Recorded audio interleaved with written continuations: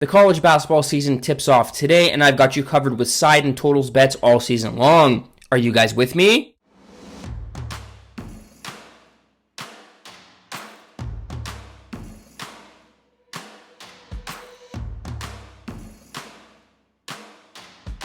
What's up, sports fans? My name is Chris. Thank you so much for watching today's episode of The Bounce, the only college basketball betting show you need this year. Today is Monday, November 4th, and in today's video, I'm going to be breaking down the college basketball slate for November 4th and giving you my two favorite bets on tonight's slate. Now, before we get into the plays, though, if you haven't already dropped a like on the video, please go ahead and do so now. If you guys are new around here, please hit the subscribe button. We are pumping out some great content on a daily basis. We're talking college basketball, NFL, college football, you name it, we are betting on it. Now, without further ado, here's today's two selections. The first play we are rolling with is the Texas A&M Aggies minus 4.5 points, minus 110.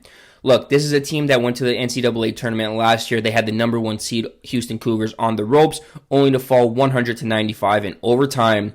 They come into this year with a renewed sense of continuity in their lineup, and they're going to have the best player on the court in Wade Taylor, who simply does it all for the Aggies. Taylor is electric, can score from anywhere on the floor. He averaged 19.1 points per game, 4 assists, and 3.5 rebounds per contest with 1.8 steals last season for the Aggies. But Wade Taylor's not the only one who's going to contribute for the Aggies this year.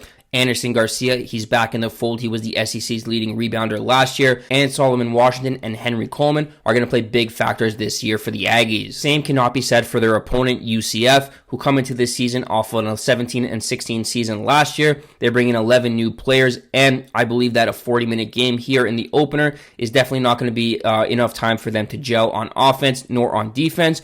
And I do believe the talent level discrepancy here between an SEC school and this Big 12 team is going to be too much for UCF to handle. This Aggies team is one with experience and plenty of length and athleticism, and that's going to be the difference maker here. Lay the 4.5 points with the Aggies, minus 110. The second play we are rolling with is Texas Longhorns, minus 2 points, minus 110 over Ohio State.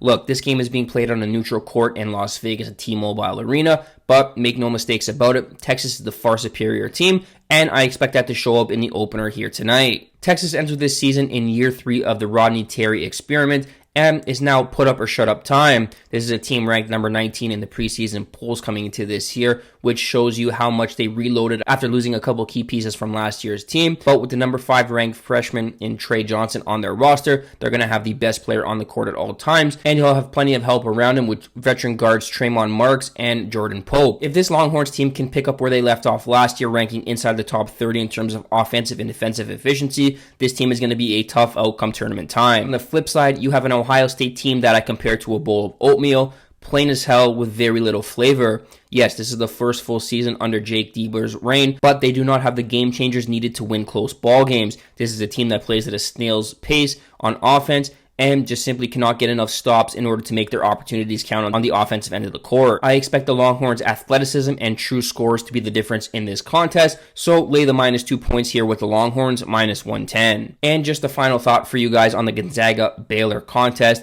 I like this spread, Gonzaga minus 3.5 a couple of days ago. It's now shot up to minus 6.5. Well, I do believe Gonzaga is the far superior team in this contest. Baylor's going to take a little bit of time to gel, losing a couple of key pieces from last year's high-scoring team. Their offense is definitely going to regress, and I do believe Gonzaga's firepower is going to be too much for the Bears to handle, especially in a true road game for Baylor. I would take Gonzaga here minus 6.5, but that's not an official play. That wraps up Monday's edition of The Bounce. Thank you guys so much for watching. If you want to help support the videos, please smash the like button, subscribe to the YouTube channel at Game Day Wagers, or leave a comment in the comment section if you guys are fading or tailing any of these best bets.